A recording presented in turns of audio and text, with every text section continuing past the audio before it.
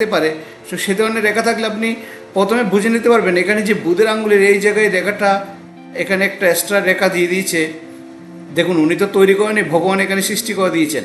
এখানে দেখাচ্ছে জাতকের যে ছকে হোক আর হাতে তো আছেই, ওনার ছকও দেখা যাচ্ছে। এখানে জাতকের বুধ এখানে পীড়িত হয়ে গেছে, বুধ খারাপ অবস্থানে রয়েছে। অর্থাৎ জাতকের বুদ্ধি থাকবে, বুদ্ধির প্রয়োগের বা বুদ্ধির ভুল জীবনে জাতক বারংবার করবে।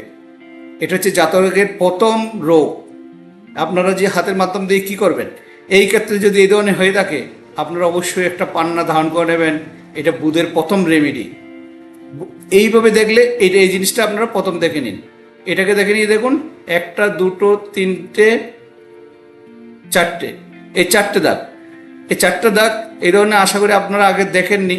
তো আমি এই ধরনের হাত আরও কয়েকটা আছে, আমি সেগুলো দেখাবো অন্যান্য আঙ্গুলের মধ্যে যে কীরকম ব্যতিক্রম আছে।